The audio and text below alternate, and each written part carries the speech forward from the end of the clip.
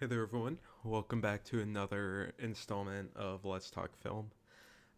Today, I went and saw a movie that I was heavily anticipating, and it kept getting pushed back further and further and further until it has finally came out today, and that is Mickey 17. I love Bong Joon-ho. He is one of my favorite directors. I think he puts some really um, creative uh, commentary films. And I mean, you could say so much about Parasite too. And yeah, he followed up Parasite with Mickey 17. And I gotta say, one thing I love that directors do, and it's done similar with Babylon, but just directors doing a complete 180 and doing this like a zany, um, just not what you would expect for them to do their next film and have it be about. And I really just love when directors are very themselves um, in approaching product projects and making something they are passionate about, whether it's a hit or a miss. Just doing something they've always wanted to do, and now they have the money because of their success from one movie. I think that's amazing, and I hope that never fades away. Um, and I think the big part I want to nail in that is the whether it is a hit or miss. Because at the end of the day, I think Mickey 17 has a lot of ups and downs um, that make me really love this film and then be like, ooh, that's a little rough. But overall, I had a really good time. I it really reminds me of Okja. If you guys have seen that one, it feels a little similar to that, uh, more than Parasite, uh, or Snowpiercer. Snowpiercer has a little element similar to that, but I think Okja is the closest tone in terms of how it approaches the like satire and the storytelling and all that. But yeah, I really like the performances.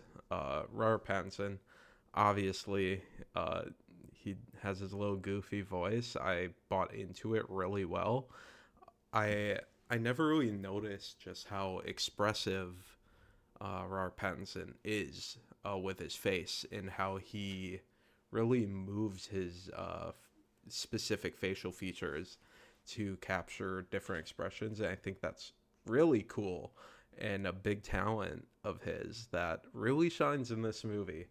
Um, I I think just it's great. Yeah, and he really is the one that holds down this story because at the end of the day, um, it has these really fun moments and satirical moments that are really funny, um, but they very much remove and place characters kind of at a whim. Some characters just get extremely thrown out and entirely written away and not really explained.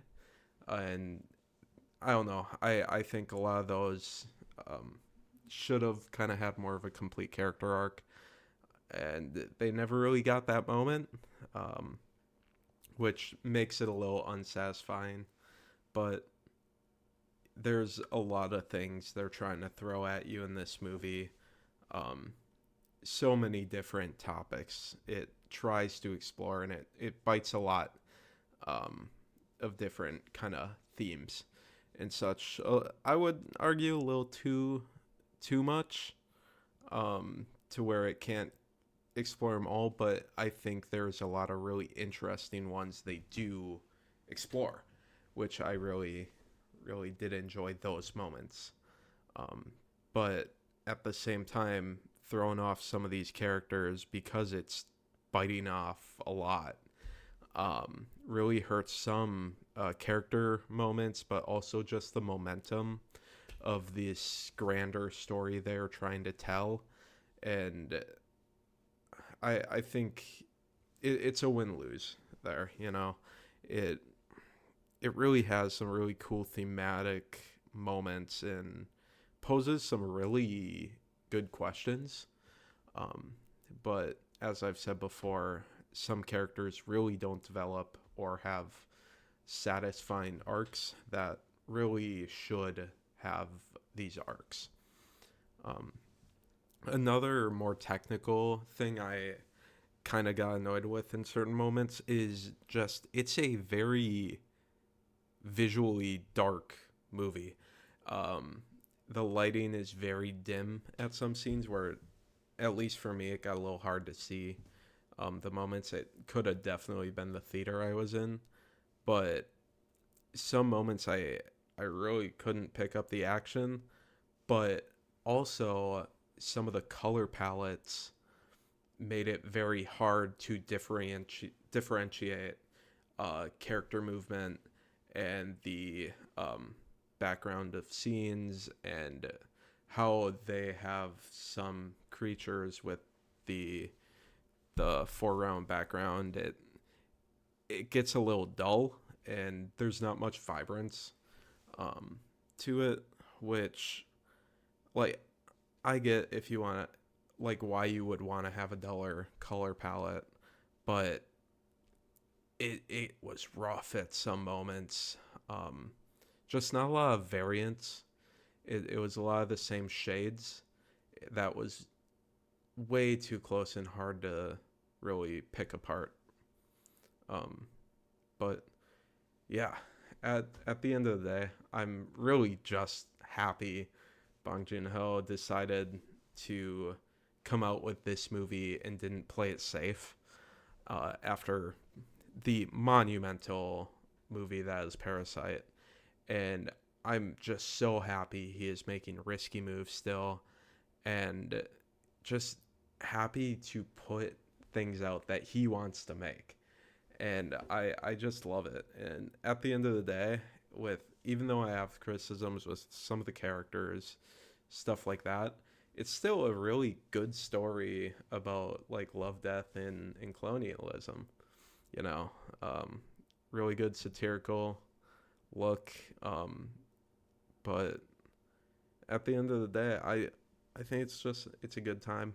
Um, I liked Robert Pattinson a lot. He was fun, and I just am happy to see a new Bong Joon Ho movie at the end of the day. So yeah, um, those are my thoughts, and thank you guys for sticking through another one, and I'll see you guys in the next one.